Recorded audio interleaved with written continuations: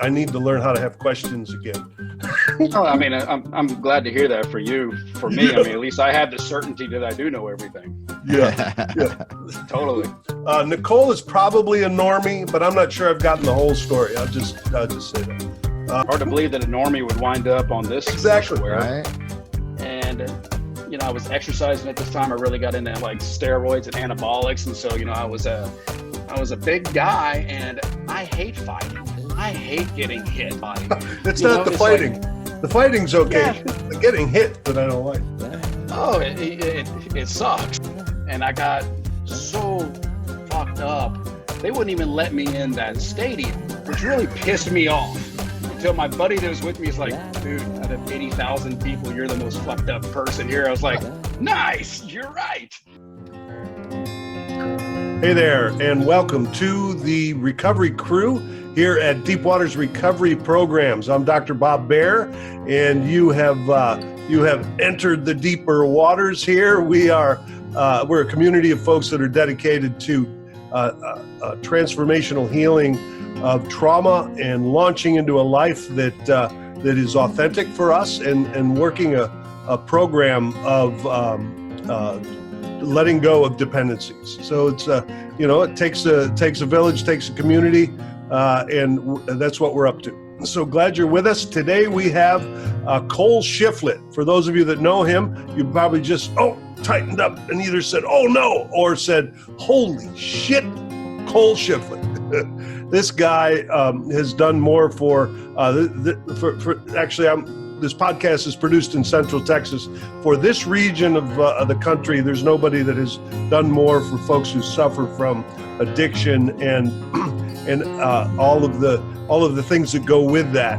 He's the founder, CEO of Solstice Recovery, and we have him on the show today. He's going to tell his story.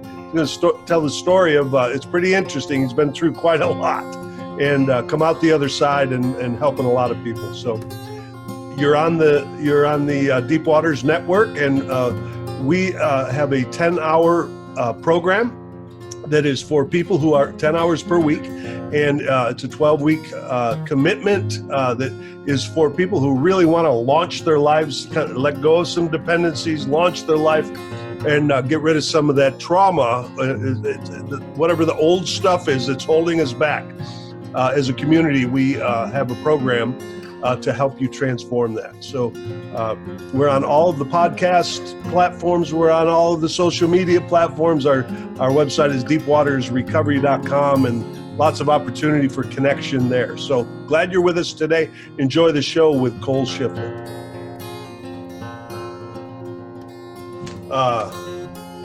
All right, here we are, dressed in black, looks like the Rifleman, or who is that guy? What was that show where the guy was dressed in black back in the '60s? You guys are too young for that. Damn, I want to think of it. Paladin. Never heard of it, old man. Paladin. So we have Paladin on the show. Yeah, remember that very well. We have Paladin. Yeah, that's sarcasm because I'm old. Look at him making fun of me right off of the bat. This is Wes Shepard.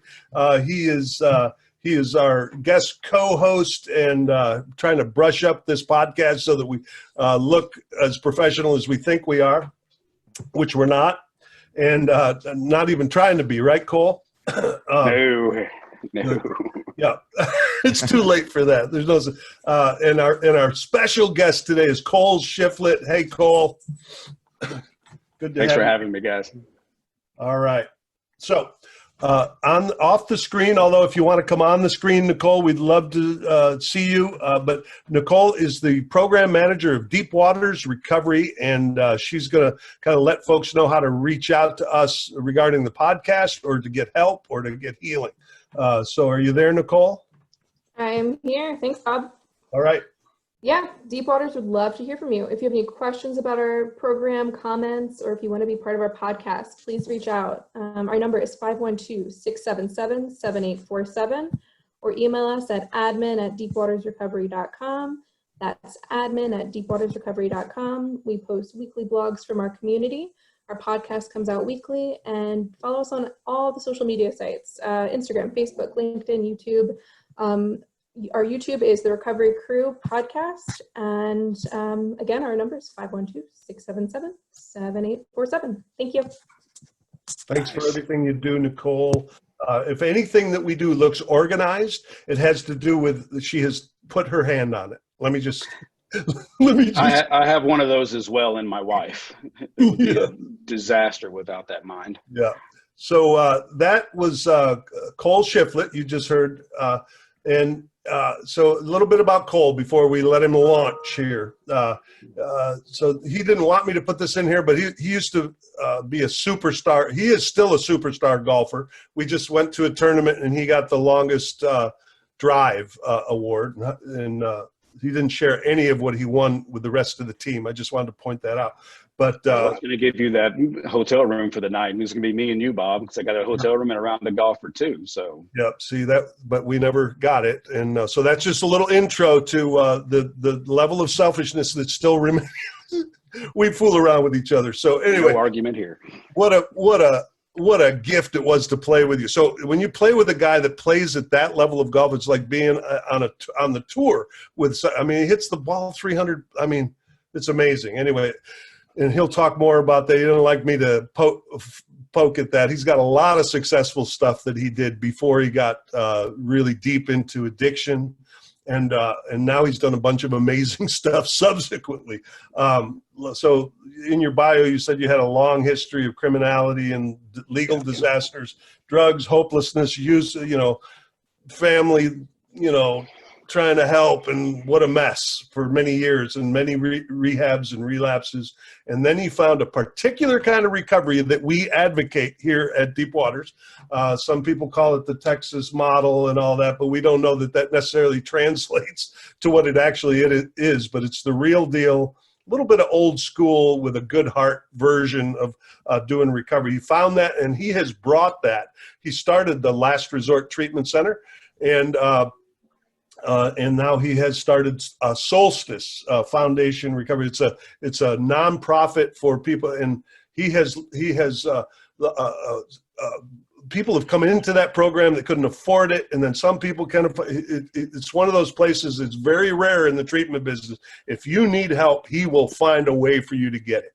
And he's a much revered dude in the industry, to the point where they even gave him an award, the most prestigious award, which is the Ulysses McClester Champion of Recovery Award.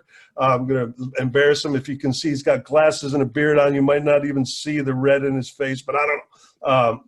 So this is that's an award that honors a professional who's made significant contributions to the recovery community. There's nobody I know that's made more contributions, Cole. So and I know you're going to say, "Oh, it's not about me. It was the team or some shit." But for right now, I'm going to let you have that. And so we are greatly gifted to have Cole on the show today to just be open with us about his life and his recovery.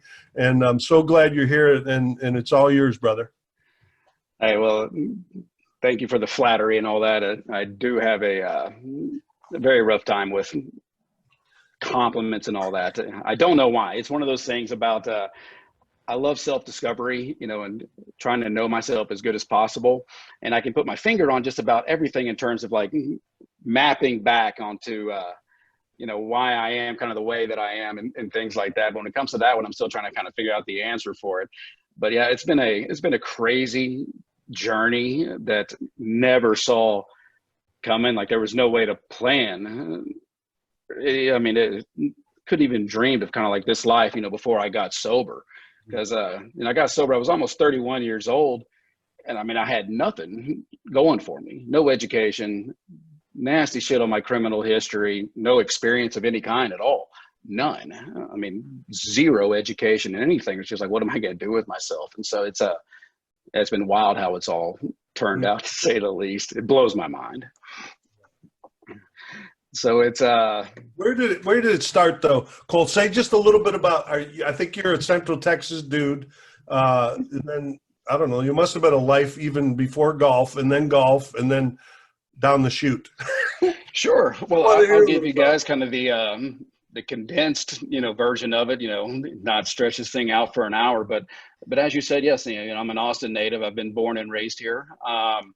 My gosh, like, I don't know, 10th generation Texan, something like that. And so these are where my roots are. I still love this city, to this day. I could live wherever, me and my family wanted to, and, we choose to live here.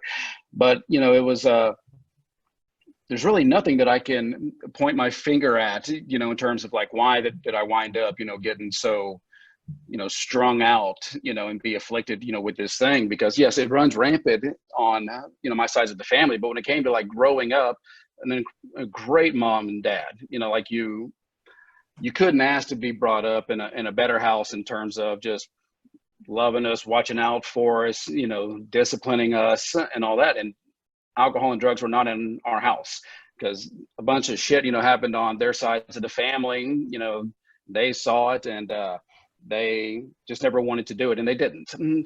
So I never thought that I was going to drink or do drugs. I never wanted to. I mean, all the way up until the point that I did. And so, going back a little bit, I can absolutely say with certainty that, like, when I'm thinking about my life before I got sober, kind of the best word to associate it with is just very uncomfortable, in pain. And it goes that far back as I can remember. I've always felt alone. I always felt very different than anybody else in terms of like how I could see people with such ease just fitting in and doing things and all that. And it was so ungodly difficult, for me. Where that really kind of started to really show itself was I was very much just kind of one of the guys growing up in school. I had friends, etc. And then in 3rd grade, I moved away with my family up to some land up in East Texas for about 3 years. And then when I came back to Austin, it was like everybody forgot about me. All these cliques had started, about 6th grade, etc. And it was, I had nowhere to go. It was just kind of just me. And I am seemingly incapable of making the effort to try to get in a place and have friends, just riddled with like fear and insecurities and, et cetera, et cetera. And it's kind of strange because I had all the makeup to be one of the cool guys, for lack of a better word. I was very athletic, and I could play just about any sport and play it pretty well.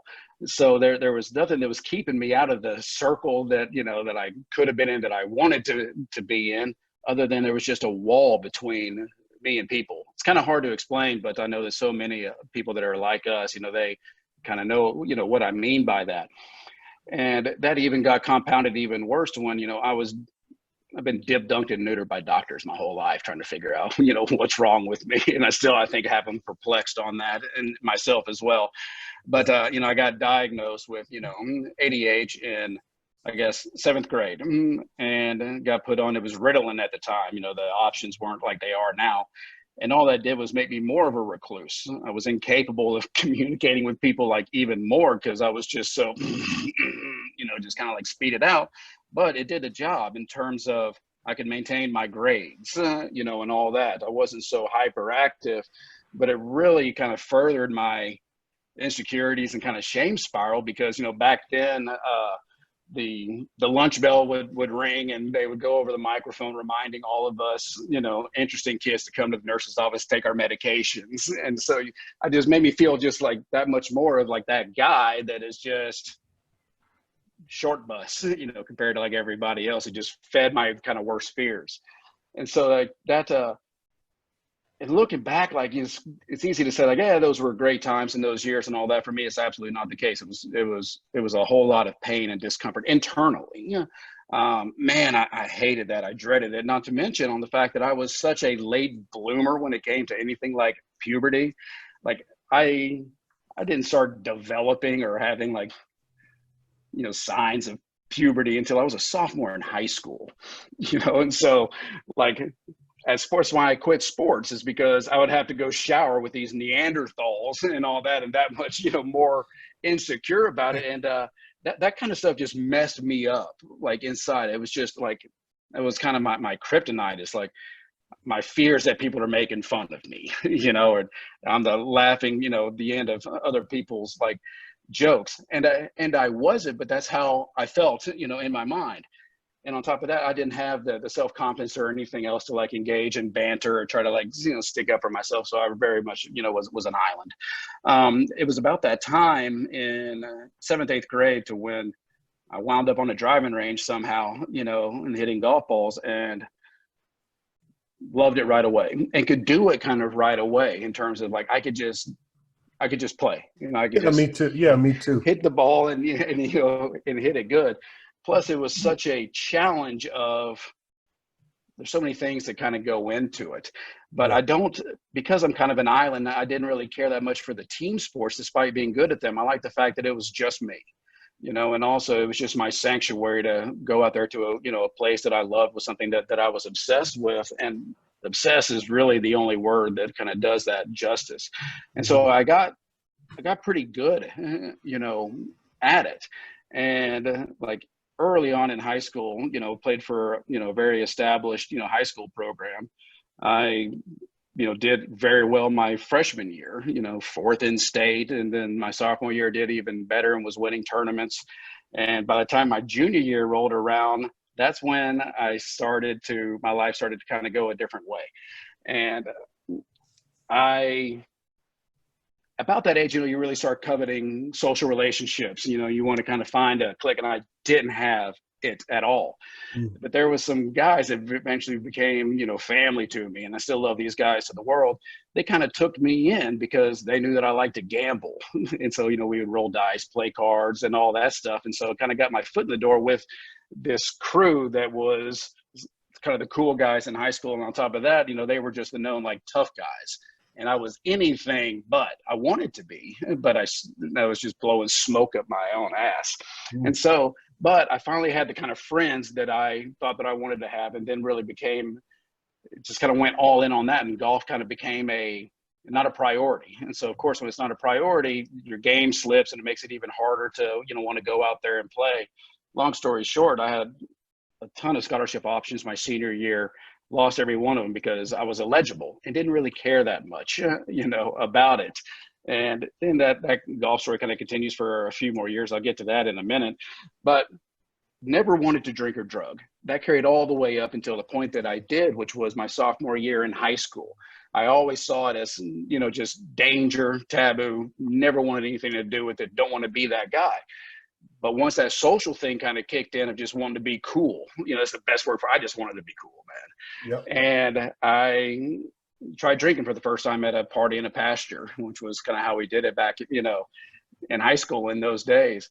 And man, I sound just like Bobby White. I listened to his podcast, you know, on it. It was like, as soon as I drank for the first time, it profound effect. And even from the first night that I drank, it was like a 4-pack of wine coolers. You know, I drank them all, got drunker than hell, you know, was a complete idiot, which I liked, because the next day at school, people were like, man, you were crazy. You know, it's good. And I love that, just like my ego stuff. But the next day that I woke up, stayed at a friend's house. That's pretty good when we're like getting our blessing or getting loved for being the craziest. Yeah, Right? it was like, I know a little bit about that. That was a tag that I wanted. It's not one that I deserved, you know, and all that. But it was just like, that's the kind of guy that people want to see, you know, that I won't want people to see, which is just so stupid looking back, but it's just the truth. And so like the next day after that first drink, I had, especially from that cheap ass wine, I had the most piercing, worst hangover, you know, of my life. I'm downstairs in my buddy's bathroom, throwing up. And I remember that I can still see the wallpaper in that bathroom. I remember that moment. It was just like, I couldn't wait to do that again. You know, despite how sick I was like, because everything kind of inside of me just went, just kind of, I was okay with me. And I was unfamiliar with that feeling. And so the drinking became a lot closer in between. And then once I kind of saw the magic of alcohol, since that point, I never said no to a drug. You know, Started off with, of course, weed. It is kind of even hard to say, smoked a lot of dope because it was just like water, and I wasn't the only one. We just smoked all day, every day. It was just kind of part of the daily routine. So marijuana was a big part of that time in my life. But that's when, of course, we started dabbling in things like ecstasy, acid, mushrooms, et cetera. And then, that morphed into like first time I saw cocaine, in a bathroom. I was like, holy shit, that's cocaine right there in front of me. I'll do it. And I like, even the ones that I didn't like, I like just the fact that I felt okay, kind of, with me. And so that kind of started like in high school, and my grades, I got off the Ritalin, my grades just plummeted. My attendance, I still think I hold the record at that high school for, the worst attendance, possible. Spent more time in school suspension and all that. And I didn't care. All I cared about the fact was, it's like, hey, I'm socially kind of where I want to be as this, which is just all smoke and mirrors, just like this guy that I thought that wanted to be. And so from that kind of point moving over, I chose my friends in that lifestyle over everything. And we were always high. We were always doing something. And my parents tried everything in their power to keep me from going down that rail.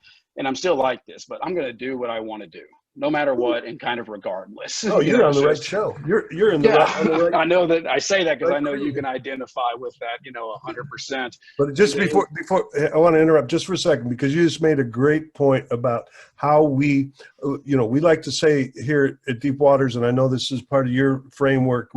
Our negative messages, the childhood stuff, all that, it doesn't cause the addiction, right? But a lot of us start using that stuff because it relieves that negative message about ourselves, that low self-esteem. It relieves it for a moment. And then we find another one and we do more and more. And then we become pickles. We're no longer cucumbers. It is related to that negative shit. We can't blame our using on it, but it's related. No, it's absolutely related and drives it and kind of, fuels it, that which is already there. Yeah. The best way I kind of ever heard it framed, I don't know if it was like Isaac Newton or somebody that said it, but they was like, alcohol is the anesthesia for which we endure the operation of life. I'm like, absolutely. It's just, and I'm grateful for it. I'm grateful for the alcohol and drugs because it's, as much shit as came from it, it really did kind of make life easier in terms of my own pain, that I felt. It worked. And so it worked. It worked until it didn't, but it was already like not working in terms of I was already having consequences from an early age because from the jump, I've always done anything alcoholically, so to say. Like I don't drink like normal people. I don't do drugs like normal people. And it's been that way from the jump. And I knew that the whole time. It was just like, I get pretty bad with these things. What's going on? This is before I knew anything about recovery, and all that. But I knew my truth in terms of I will do more than I ever set out to do and won't kind of stop. And of course, that just kind of kept accelerating, at almost a mathematical, rate. And so, and because I also like this image of, a guy that would do anything stupid, adrenaline and all that, and looking back, like it was just attention seeking, just flat out, just like, please look at me, like me, whatever. But I kind of got into burglarizing houses, and I like to think that I was good at it, but the truth is that obviously I wasn't because I got caught so much. And one time in particular, I broke into a house, and this was kind of back when rohypnols were a thing, and those things are kind of like Quaaludes. And it was they're not too known about these days, but it was the thing back then, and those things are ungodly strong. And I passed out on the floor of this house that I was burglarizing. And these people woke up in the middle of the night, and I'm just lucky I didn't get shot. Now being an adult and looking back, I'm like, how scared they must have been for that. Yeah. And I was already on probation. I think that's the first thing in the manual of being a good thief. Like, try not to fall asleep in a living room. I was that guy. And I somehow got out of the house before the cops could get there. And because rohypnols really kind of make you go blackout, to say the least. I slept till like 3 o'clock the next day. I had no idea when some friends of mine came in there. They're like, dude, you're so fucked. And I'm like, what? They're like, you don't remember what happened last night? And it took me a second. I could remember shades of it. And I was just like, oh my God, I'm screwed. Because I was already on probation for another theft charge. And so, but this family, they did me a huge I'm always grateful for what they did, because they could have just really fucked me with the charges. And I was at an age where, having to go do time and all that's like your biggest fear. Just like, oh God, nah, not in there. And so they're like, look, reach out to my family. They're like, we're either going to press charges or he can go to rehab. And so that was my first, I was 17, 18. That was my first stint in a rehab. And it was back when they even had a young adult program at this place, La Hacienda, that, they've since done away with for a long time. But I never got into the book or anything, but I really liked the fact that I felt good in terms of being off drugs, for the first time, like sleeping, kind of clear-headed. And I really thought that I was going to be sober for the rest of my life. I'm like, hey, this is cool. I dig this stuff.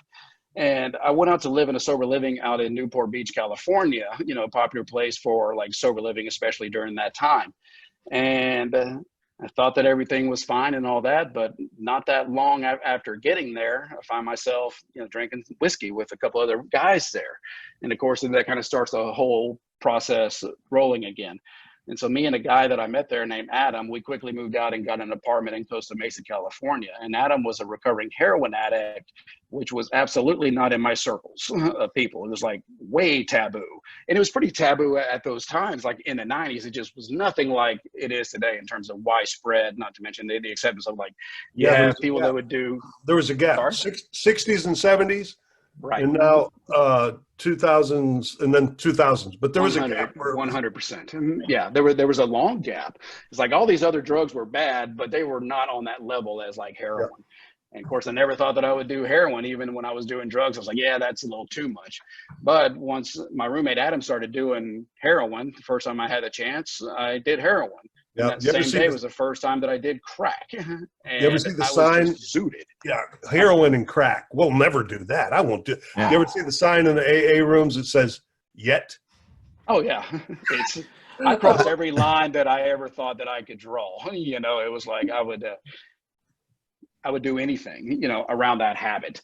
And so that was my experience with heroin and a little bit of crack. And I'm pretty young. I'm 18 years old, shooting heroin. And I walked in one day and my roommate was dead, found him like that, just hunkered over between the coffee table and the couch.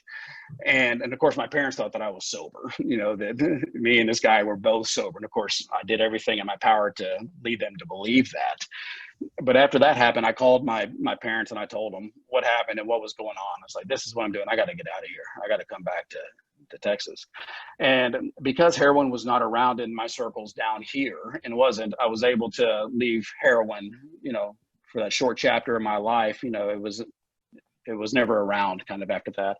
But as soon as I got back to Austin, that's when I'm still party boy, want to do, all that stuff. But that's when I started bartending. I'm not bartending, but working down on 6th Street at bars. And so started off as, working the door and then bar backing and then bartending. And it was amazing for that time in my life, being very early 20s, because it also fed my ego, big time in terms of like, you're just cool, if you work at a bar. And again, that's all I wanted was just think that I'm cool. And then you also kind of get this, it kind of goes another way too, where it kind of fed I wanted to be a tough guy. I wanted people to, fear me is not the kind of right word, but I just wanted them to think that, I was kind of a badass. And so when you're bouncing at a club, it kind of feeds into that, as well.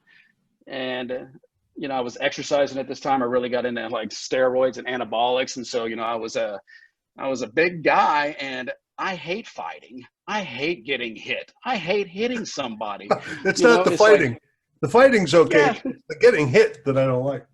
Oh, it sucks, but as much as I hated that and feared it, it was far more important to keep an identity, to where I would do things that I was so scared of and didn't want to do, that violated every part of fundamentally who I am, just kind of a good guy. I don't want to hurt. I don't want to get hurt. I don't want to hurt anybody, but that's how strong the ego is and the need to protect it.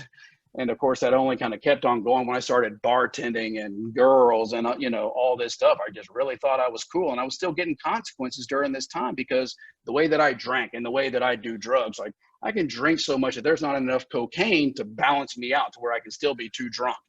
And I drive everywhere. I will not take a cab. Uber, of course, was not a thing. I like having my car so I can leave whenever I want to and come back. I hate being tethered. Even to this day, I hate being tethered kind of by anything. And so I got a lot of DWIs. I got let off on 2 DWIs in one night. I always think that was cool. I got let off on 2 DWIs in one night, but still had a bunch of other ones, possession charges, some assault charges. But things kind of really took a turn when I was about 24, 25 when I started getting felonies, when I would get popped with, possession charges. And of course, they like to throw in there like intent to distribute, to manufacture, and all that nasty charges. And so my legal consequences started getting a lot more problematic, but I still didn't want to, I had no intention of stopping. And of course, by this time, my problem and my self-knowledge of like, I knew, without knowing, I knew that I cannot do drugs and stop. I knew that I cannot drink, and I was wondering why. I started asking myself these questions, like, why? But I knew that truth. Like, I would have friends be like, look, let's just go out tonight and just have a couple of beers. And I would be like, hey, that's a great concept, but it's not going to go down like that. And it never did. Yeah. But that really started to make me, question and wonder, like, what's up with me? The older that I got, in my 20s, and the more kind of far off my rocker I went, that's when I really started worrying about my mental state. Yep. In terms of like, I was like, why can't I leave something like that alone? And that's also when it really became an issue in terms of whenever I would be off alcohol or drugs, I was worse. I was so irritable and miserable, and discontent is a hell of a good word for it, to describe it. And of course, that only was seemingly like getting worse by the day. And so during those times, I would have to do a lot of like mandated programs and IOPs and blah, blah, blah, and all this stuff. Never listened and all that. It was just, isn't it just in retrospect, as I'm listening to you, as you're listening to yourself, Wes, listen, of course we know what's coming here. You're going to find out what was wrong with you. It's so obvious, right? It's so obvious. But just think about it. All the people walking around right now saying, I wonder why my life is a mess. Let me have another drink. Yeah. And it's the way the disease works, cunning, baffling, powerful. It tells us we don't have it.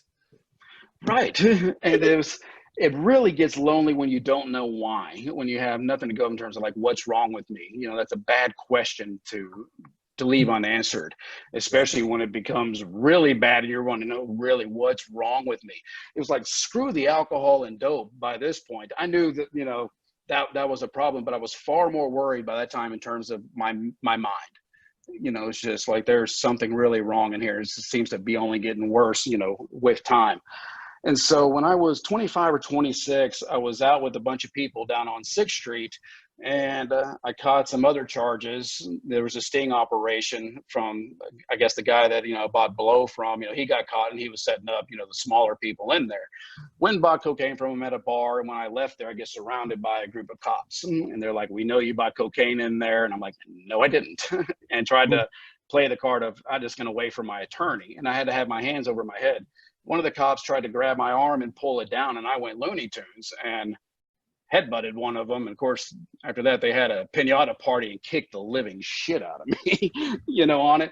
But I really kind of come to the following day in jail, and I know that I'm in there on a bad felony charge. And it was a bad place for me in terms of, I was just like, this is not where I ever saw my life going. This is not good, not to mention the ramifications from more of those charges.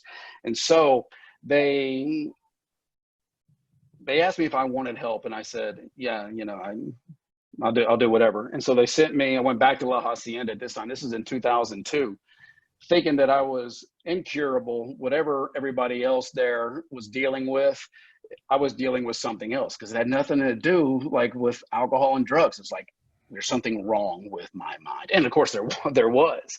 Yeah. But this was my first introduction to the steps or the book, to when I actually heard it. And I will forever be grateful for the mentors that I've had in my life, because I've always heard the correct message, the message that I like. But it was at that point when this guy is talking about his experience up there. And it's one of my heroes named Chris Raymer, a good friend of mine, but he's the one that carried the message to me. And the first time that I'm hearing him talk about his story mixed within the book, I just got goosebumps right now. I always do when I talk about it. But it was just like, I'm not alone. That's me. This is what's wrong. And it was one of those holy shit, moments. It's just like, there's more people that understand this. And then pretty close to then, that was when it was time to do like a third step. And I was not raised in the church, anything like that. My parents were always kind of let us kind of figure that out for ourselves. But I was not an atheist, at all. I was just like, I knew there was some intelligence out there, the force, energy, whatever that was. I knew that I couldn't make this shit. There seemed to be rhyme and reason. Just for our listeners, the first step is about surrendering, knowing that our life's a mess and, that we can't stop doing. The second step is about coming to believe that there might be some help, possibly. And the third step that Cole's referring to is about making a decision to turn all of the control that I have over and letting it go and this thing called God or higher power or whatever kind of running the show. Not easy for guys like you and me, right? No. But as soon as I was able to identify and realize, holy shit, this is me. I'm one of these guys. Then segueing the second step, maybe God can fix it. I was like, sweet, I'm in, I'll do whatever at this point. But when it came time to do the third step, went up on this hill with this lady, a couple of other people, and it was a, say it out loud together kind of third step thing. And I was really disheartened because I felt absolutely nothing. And it kind of furthered my fear of like, hey, I'm not worthy of forgiveness. I've fucked over too many people and all that to work because I was so blocked, and I wanted to tap into whatever the hell that they were talking about. But it's an interesting dynamic. For some of us in the third step, it's like, I'm better than this. I'm going to run the show. And others of us, it's like, I feel so shitty about myself. But in both cases, it's all about me, right? Of course. And so this lady named Tanya, who was a facilitator of that, she comes and checks someone. She's like, are you okay? I'm like, no, I don't feel anything. And she's like, why don't you just stay up here, do it again by yourself?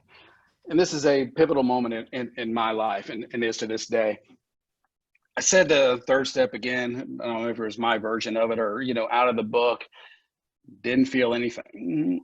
And then I was already pretty numbed up to emotions, and crying and all that. But for some reason, it all just came coming out. I started bawling hysterically, and it was not a good cry. It was,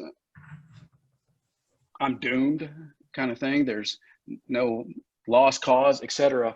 Not long after that, after I'm doing this hysterical bawling, I'm about to cry. This always happens. This is how profound it was. It fucks me up even talking about it. I was overcome with the presence. And it sounds so hocus pocusy to say it. And if I heard someone else kind of say this shit, my mind would be unkind to them. I'd be like, yeah, right. You're an idiot.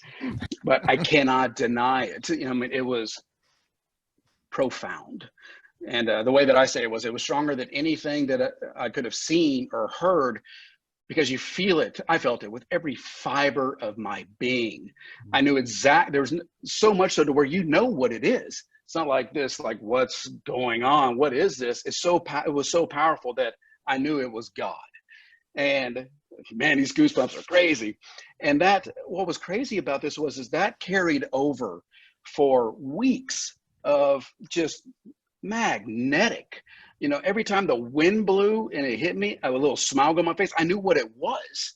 And why I'm so grateful for that experience is that it was so profound that for the rest of my life, regardless of what could happen, let's say that my wife and kids were killed in a car crash today, as much as that would suck and want to say there is no God, I can never deny the fact that there is something out there that is amazing. It was that substantial.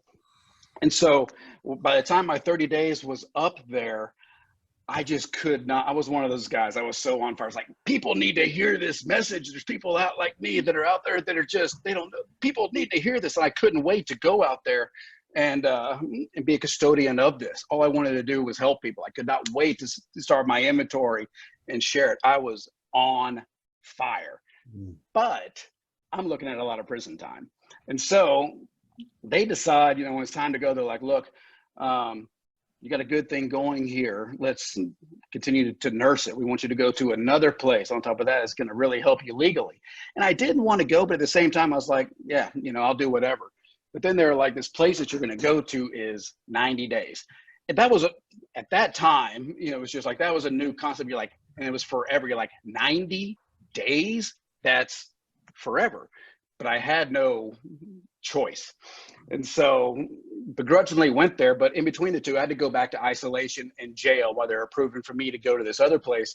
And while I'm in, I kind of got lost in the shuffle. So I spent more time in 23-hour lockdown than I should have, but it didn't matter. That experience that I had, whatever it was, I know what it was, but I don't want to put a word on it. I was able to be in solitary, a complete peace and ease, just because I knew that, man, God's got me. And that I've been in lockdown before. It sucks. It's so boring. It sucks. But I was okay with it. Eventually, you know, my spot opened up. I got approved to segue to this place.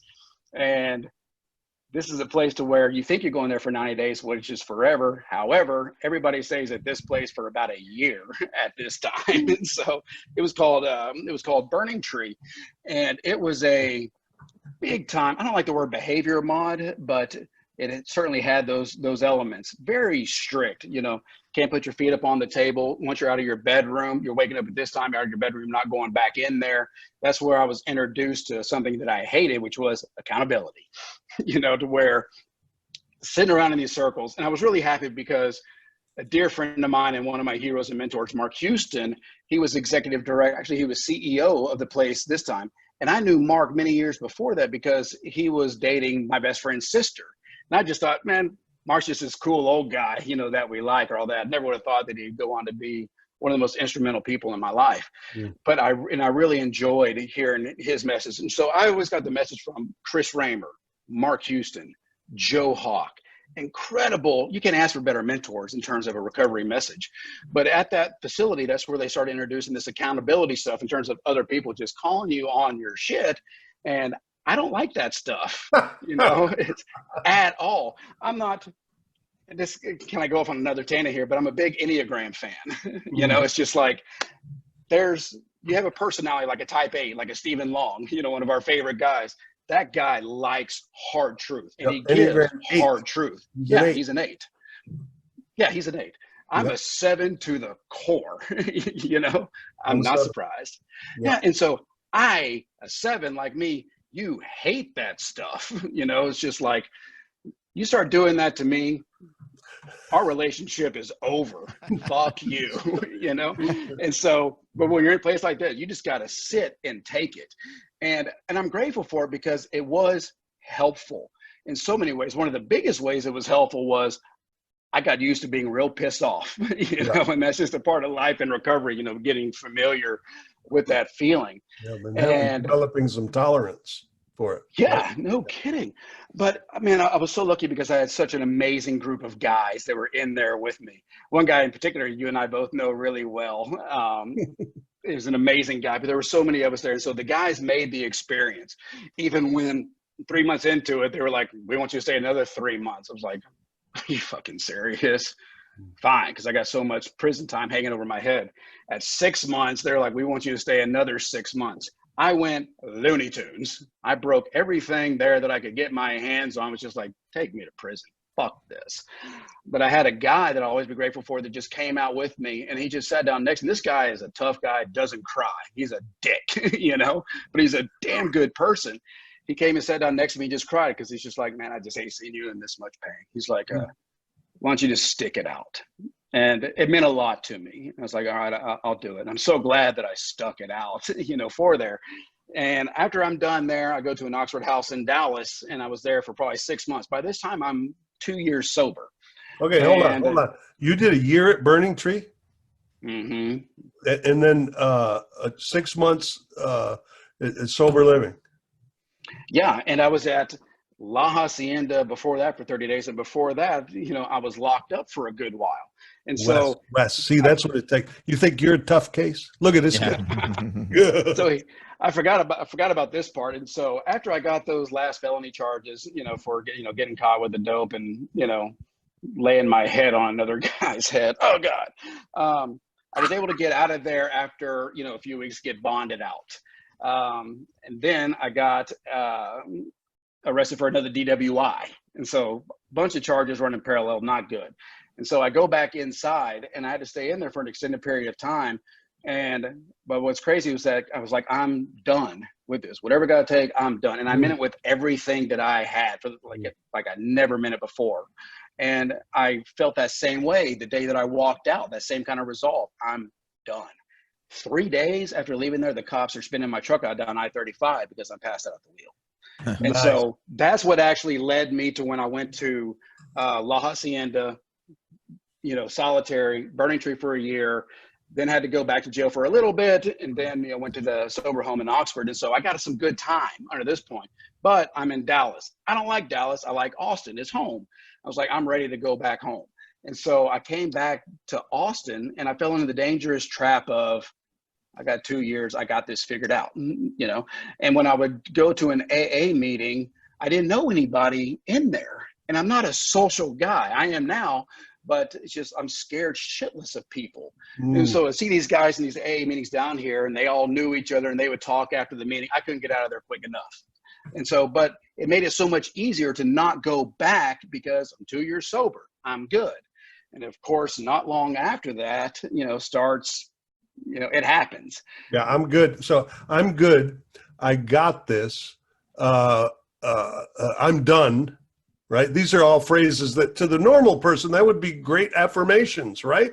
For us, right? Those are great. I'm done. I'm not going to do this anymore. I'm really, and then the other one is, I'm not even thinking about drinking.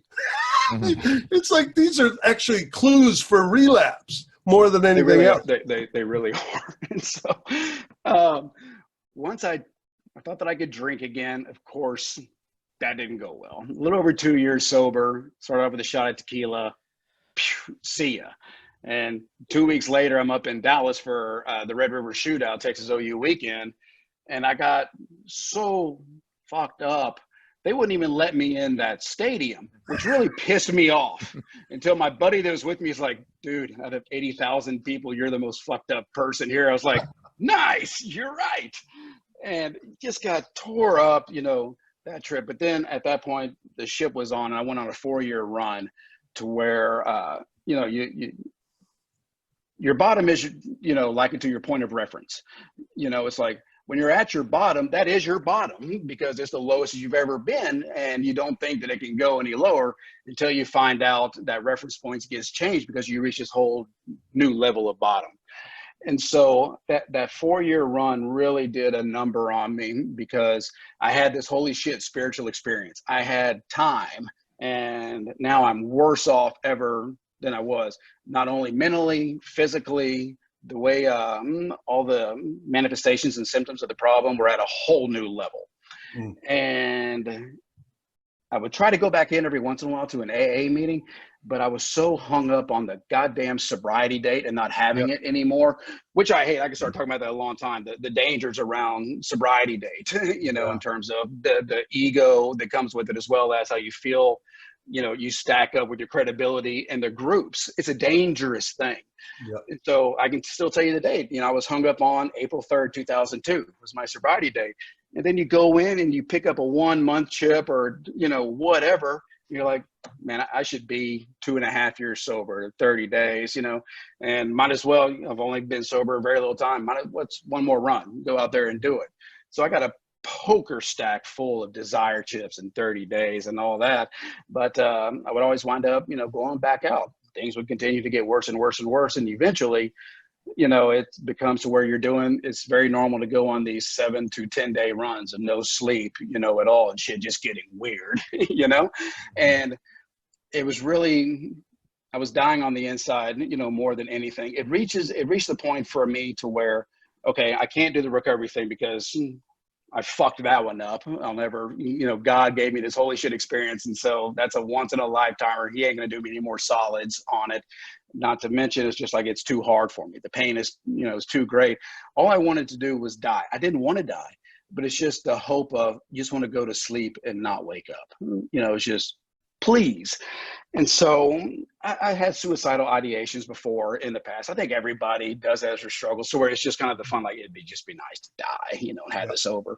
It's a whole different thing to when you start romanticizing about it and trying to figure it out. And then I think it's at a whole nother level too for the people that actually execute it, you know? And so I was at that point where I was ready to execute it, which it could have gone farther because obviously I didn't do it. But it was real sad for me because I didn't want to die. I didn't want to leave my mom, my dad, my friends. I didn't want to be that guy, but my pain superseded that to where, despite all those things, it's still time to go. For whatever reason, I hadn't talked to my parents in a long time because I told them years earlier, it's like, guys, I love you. I'm sick of lying to you guys. I don't want anything. This is what I'm going to do. And that's it. And so obviously I got kind of driven away from them because I didn't want to hurt them any more than I already had. But I told them I'd never ask them for anything again. It kind of hit, I was on, I think it was on like my 8th day awake on a crazy run. And for some reason, I really started thinking about how am I going to kill myself. And it freaked me out because I was so ready to do it. I called my mom up, who I haven't talked to in a while. I was like, Mom, I'm about to do something real fucking stupid, and I need help. That's the first time in my life that I ever reached out myself, for help. Without kind, it was just like I didn't think, the help would help, at all because I was hopeless. And I went and met my mom. I'm geeked out of my mind. I met her at Barton Creek Mall at like a coffee shop. And I gave her the remaining crack and cocaine that I had in my pocket. And was like, I hated even asking her and my dad because they spent so much money on me, in the past. But they did what, parents do. They agreed to pay, one more time. And so I called Mark Houston because I was so willing. I was like, I know what Burning Tree is. I hated it, but I was so grateful for it. But if I can get a scholarship there or a reduced price, I would love to go there for a year. I didn't care what it looked like. I didn't even care if I got locked up because I feel so much safer inside than I do out, if that makes any sense. I mean, that's just my truth. I did not mind being locked up. In fact, I kind of liked it. And I got real scared when it was always time for me to get out. Because There's that's guys, the world. I've heard different guys say it in different ways, but one guy I know threw a rock through a plate glass window right downtown just to get arrested. So he couldn't stop. He wanted to get, please lock me down somewhere. That's exactly where I was. And so I called Mark up. He answered. I'm like, Mark, I think I'm that guy that is constitutionally incapable of being honest with myself, or whatever other people have. Again, it was just like, whatever I have is so much worse and different. And I'll never forget it. I can still hear on the phone. He just started laughing. He's like, I think you just may be all right, And so he was like, look, I left Burning Tree about a year ago, but just a couple of weeks ago, I opened up my own treatment center right here in your hometown. I'm like, get the fuck out of here. Like, no, come on out. So I got my wife to drive me out there. I'm on like day 10 at this point, just completely spun. And thank God, after I gave my mom those drugs, of course, immediately you're regretting. You're like, why the fuck did I get those out, finish them? Luckily, I found some more coke and crack that I stashed in my truck. So, keep me going there. But I did not balk as soon as I could go to that center to go there. And that was a big deal for me because I'm not that guy. Like I would do it out of legal consequences begrudgingly, but I never went on my own accord. And so, and I was also, again, so familiar with the big book and recovery because great mentors, I kind of knew that deal. And so when I went into Mark's place, it was just like the stars aligned for the most amazing thing because I thought the world of Mark. And it was just 4 of us in the house, and he lived in the house with us. And we just had a blast. It was, and I got so tight with these guys that were there. It was, I didn't learn anything new, there because, I've experienced that same kind of stuff at Burning Tree. And this was nothing like Burning Tree. But, I'm asked a lot, like, what was different, this last time, or what helped? It wasn't the way that I see it. It wasn't Mark Houston Recovery, that did it. It was the guys, it was just, like the guys I'm so grateful for forever, the guys in that community, Mark Houston, Tony Messbarger, Robert Bowles, Don Mabry, all these guys, they just took me in to where I didn't feel alone. And my biggest obstacle at that point was just fear of, all I knew is that I fucked things up. It was like, it's a matter of time before I fuck this up. That's all I know. That's what my history shows. It was really scary. By the time my 90 days was up there, I was so scared because it was just like, I know I'm going to fuck this up. And I didn't have a spiritual experience while I was there that could even possibly compare to the one that I had in 02, but I was on the other side of my 4-step, 5th step, ready to to make amends. Now was the opportunity for me to do what I'd never done before, and that's try to stay consistent and actually do amends, which never did, and I never stayed consistent, much less, really help people over a consistent amount of time. I can sprint and go hard, but then I burn myself out. And so I was just like, this is not going to be good. I was worried about it. And I think that fear was a really good thing because I respected my adversaries so much. It was like, one more day. Okay, maybe you can make one more day. Next thing you know, I'm 3 months sober, 6 months sober, etc. But it took me about 2 years before I started to trust and being like, shit, I just may be able to keep this thing up. But I was doing some new moves by then. I got really involved with helping people, service work, big time, sponsees. And so I was doing things that I never did before, but it was just like, hey, whatever I'm doing now is working. So don't fuck with that recipe, and I haven't since that day. Another thing that I think was a big deal for me was that, again, I have no work experience whatsoever. I know how to wash cars. I know how to bartend. I know dope. You can you can hit a ball 350 yards or something like that. Yeah, and I can red ass a golf ball. That's about it. But I'm 31, and that's just like, what am I going to do? Mark offers me a job right out the gate. He's like, I know you don't want to go back to washing cars or working downtown. We're growing census here. Why don't you come to work for me? I'm like, wait a minute, you want to pay me $10 an hour to drive around a van with these guys that I love so much? I was like, fuck yeah, I'm in. It's just, and I loved it. Even though it started off as an overnight tech and then a tech during the day and then tech supervisor, et cetera. But to this day, it's just like, I've loved this body of work. And it's been really, really good to me as well, because again, I have street experience, a lot of it, but no like other experience. But that experience was enough for me to, and I'm good at kind of what I do and talking to people, like and relating and all that. And I became really kind of like marketable once I learned that I was really good at admissions and business development and all that. But the other side of me started really showing up in terms of I'm an employer's worst nightmare. I do not play well with others. And if you tell me something that I don't agree with, fuck you. Most employers, there's usually an Enneagram 8 at the top somewhere. They really are. And so me just being a hard-headed asshole, it was a matter of time before that bridge was burned. I got fired from Mark's like 4 times and they would hire me back. But after Mark suddenly passed away, and then it became under new ownership, I liked it for a while until I didn't. I saw things that I didn't agree with and don't at all, and still agree with them in the treatment industry in general, in terms of how money can affect, client care and, plans and all that. You have some opinions about that? Very strong opinions, and I have no fucking problem talking about it because I think it's a crime. I do. It's like, I think it's an amazing thing, and you should do whatever you got to do for a client as a provider and as a staff. That person needs to stay longer. You do what you can to try to make them stay longer, whatever. But when things are blanketed in terms of like, hey, no, we're going to mislead people thinking you're coming in 90 days, but no matter what, you're staying 4 or 5 months. You realize very quickly that's a financial decision because there's so much money that can be made in it. But they can justify it because it's like, no, the longer the time, the better. And they're right on that. But that's not the motive that drives so many decisions in this. It's a business, That's that just really Wes, pissed me off. That's just one topic. Yeah. Don't get me started. We'll switch gears big time here. Like that guy back in the 70s, whatever you do, don't ask him his name because you can call me Joe. Well, you can call me Fred. Well, you could, whatever you do not poke at Cole Shifflet about the way that certain areas of the industry are exploitive of clients. And actually, I'm with you, brother. And all we can do is breathe and do the best we can do, right?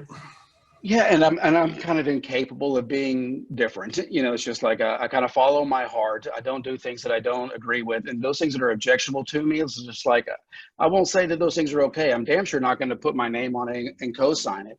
And because of those traits, it's got me into a lot of shit, in this industry and with employers because I don't sugarcoat it, just say it. And so, but I took a lot of arrows, but those arrows only kind of made me better, in the long haul because people.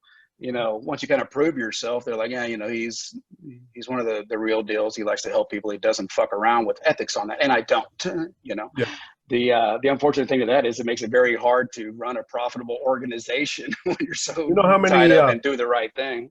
You know how many different ethics policies there are? Oh, ridiculous. Okay, how many people on the planet? Was it 2 to 4 billion, something Yeah, like that? that's how many there are. So thanks Wow. thanks for sharing. But thanks State of Texas for giving me the list of things you think I should do. I'm going to go do some healing and some recovery work. But thanks for sharing. Yeah, and it's like, take Solstice Recovery, for example. By choice, we are not licensed and regulated. And we can get away with that mainly because I'm established. People know me. I've been doing this for a long time. So they kind of know when they're going there, like, hey, they're going to be with a facility that gives a fuck. They're going to watch out for them. But it'd be very dangerous for anybody to kind of try that otherwise. But I still don't like it. I would like to be a licensed, regulated center just for the protection in terms of, like, if something terrible happens, at least you can know, like, hey, we went through these systems. We did the best that we could, because the liabilities in this line of work are huge, in terms of just, you're dealing with real shit, real nasty shit, that has fatal consequences. Yep. But I don't like the fact that those things hinder you so much on what you can do with the client, which is why I don't do it. Yeah. It's like, I want to be able to talk to clients real. I don't have to be worrying about, getting rung up by the state if I drop an F-bomb, because I'm going to say fuck, all the time. And it's also just you can really connect with people, so much easier, as opposed to when you're reg, it's almost kind of like, don't let them into your personal life, the separation of, hey, staff, clients. And I think when you really want to care for people, especially in this line of work, that's the last thing that you should have. Exactly. You got to have this, because that's where the magic is done. As you've talked about in many different ways, and we talked about on the last podcast, what's that British guy that's in recovery? He says connection is the opposite of recovery, right? Whether we agree with that exactly or not, it is a thing, right? And to connect, I've got to be in my deeper, vulnerable honesty. That's what I follow in you, Cole Shifflet, is that whatever's there, you're going to see it. I don't have to wonder. And, I'm one of them, by the way. I'm one of those clinician people and they spend 80% of the time in graduate school teaching these folks how to not be real with your client and to be really scared about doing it. It's now you want to talk, I think that's unethical. It's ass backwards, and it's a damn shame. I understand why, for protections and all that, but when you start dealing with regs, that book just keeps getting bigger and bigger and bigger, and it's all for protection, but you lose your ability to do the fucking job that you're supposed to do. Right. And so, like, I have my gifts and all that, but I'm not a clinician. I'm not educated on that. However, it's like things that I do actually are thought out to when there's rhyme and reason why I talk the way that I do with people and all that, because I want to assassinate myself to unconsciously give that person permission to do the same. Because then you get data, you can figure out really how he ticks. It's disarming. You can form that connection, and then you can incubate a lot of difference in that kind of space. Well, Wes is here with us, and just he's kind of a tough guy too, smart guy, creative guy, and ran into some walls that helped him to surrender. And actually, he is a beneficiary. Is that benefactor? No, beneficiary of some of your leadership that has birthed some of the best treatment centers in Central Texas. Cole, I'll just say that your willingness to do whatever it takes to share what was handed to you has actually benefited. And Wes just went through a program that actually you started. You want to say? I just got goosebumps again, because that's what it's all about. I was at TLR when you were talking about the accountability and all that stuff. We had to do all that, sit in the circle and accountability, and I fucking hated it, just like you. Getting called out for, it's like, well, I haven't done anything wrong. What the hell can they possibly say about me? I've been perfect. And then you hear something and you're like, oh. And then, eventually, there's guys in there that like, that's the whole thing. Ooh, accountability, can't wait, and I'm going to light him up today. Yeah, going to light him up. And it's like, ooh, drama. And I'm just like, I'm going to sit next. Where am I going to sit so nobody can see me? Oh, right in the corner, But in the end, it really did help. It did. You learn a lot about yourself, and you get way outside your comfort zone. And there's a lot of good in that. I tell you, I think it's very beneficial for people to experience it, that kind of hardcore, accountability at some point. The flip side to that is that once you experience it, you don't really care to experience it again. You're kind of been there and done that. And so that's kind of why Solstice Recovery is there, because there's so many treatment centers that have that accountability model. But when you're faced with the realities of addiction, which is in terms of relapse is very common, you know, and when you relapse, the last thing that, at least that I wanted to do, was go to a place to where it's just like, I know what they're going to do. They're going to put me, I'm just like, great day, but I don't want to do it again. And so it's just like, there's something to be said for just a place that is just kind of a getaway to where, you know, it is anything but that, and you can just because have fun with the guys. Because Solstice is not Burning Tree, it's not Mark Houston, it's not the last resort. It is a very unique model that I'd like you to speak to just a little bit, please. Oh, I love the model, just because it's such a fun model to work at. Plus, you get to see kind of what we were talking about earlier. You get to see how impactful that connection piece is, you know, with the clients and the staff, when you can just, and like, that's why we have like so much fun together about, because we just talk shit to each other. It's like that language of love, you know, and that friendly banter. And it's just, I think that stuff is magical. I think some of the most effective stuff that you can do are things that you can't easily, you know, put out on a website, like the power of understanding, the power of laughter, you know, the power of these things are just profound. And so Solstice is a Wes, place where he hasn't even invited me out there. And I think it's because I have licenses and shit. I think I've got to like really beg my way into like having a tour out there. I think he's afraid I'm going to say something clinical or something that is going to, and actually I know I'm kidding and I know that's bullshit. But there is a thing. It's like, if I can't, here's the way I frame it, Cole. If I don't have a place where I am safe enough to let my shadow out, those darkest, ugly shit, then I will keep it repressed and hidden and denied. Absolutely. And I will choose over it. I need a place where I can be my full person, right? And that's what you guys are up to. That's where, and so like now I'm kind of like remembering, and so like when I was at Mark Houston's that last time, like I'd done fifth steps in the past, but there was nothing new about this fifth step other than for some reason I said things that I didn't even know that I was gonna say, that I wasn't even aware of. That was some of the deepest shit within me in terms of like, it just kind of came out when I was talking about fears. I was like, you know what? I'm just scared. I'm just a giant pussy, you know, or I'm just, you know, scared of this stuff. And that was so humbling for me, because it was like, that was my biggest fears. For God forbid anybody, you know, think that. And it was very hard to say that out loud. And when I said it, I was just like, holy shit, you know, that was coming out and the cat's kind of out of the bag. But what's amazing is that fast forward all these years, like later, those things which used to own me and drive everything in terms of trying to be a certain person, driven by all these fears, where you become anything other than your authentic self. But once you let that cat out of the bag, much less any further keep talking about it, it loses all of its power. You know, it's like one of my favorite things in terms of like what my recovery is that I get to just be myself today. And that was anything but the case before, you know, I got sober in 06. You know, I was a slave to everything else, but I'm okay with me. I like me. And come to find out, other people like this version of me better than that douchebag that I tried to, you know, put on display so much. I like you.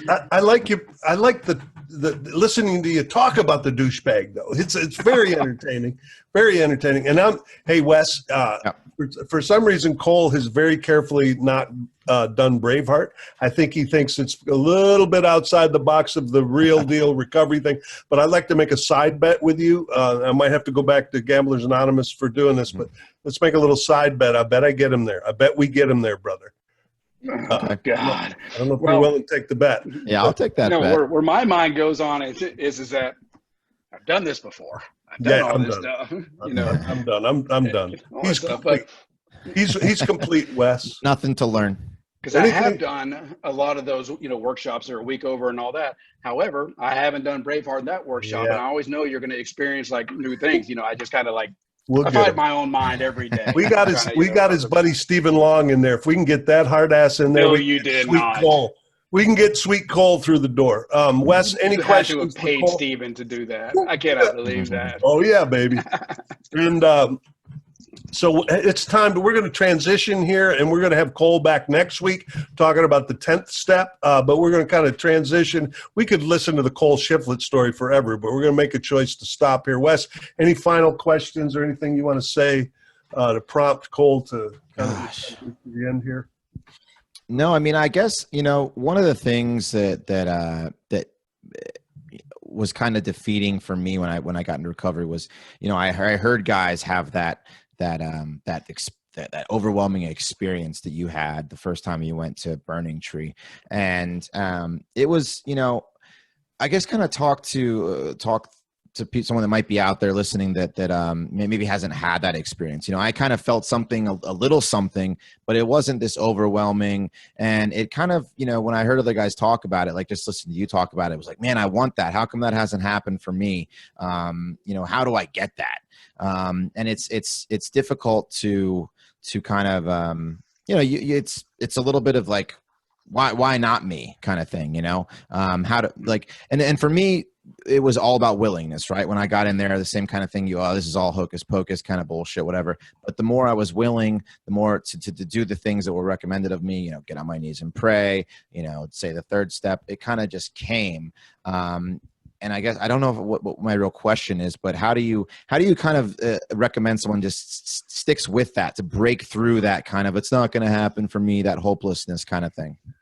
Well, I think that a good way to answer that is, what it says in the very back, of that book, which is like basically something to the effect of, there's a principle which is bar against all others that is guaranteed to keep a man in everlasting ignorance. And that principle is contempt prior to investigation. And so it's like, I have no idea, because what you said is absolutely correct, which is one reason why I don't like, talking about it, because you can have that long feeling of, that's what it's supposed to be like. Why didn't I have like anything like that? And it's different for everybody. It talks about it in spiritual experiences in the back of the book.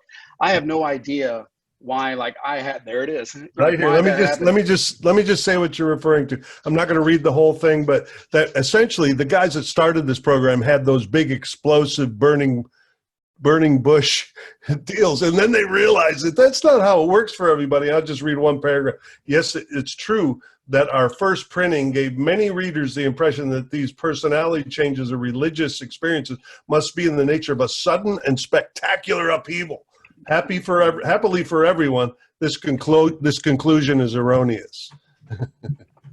I like that. Yeah.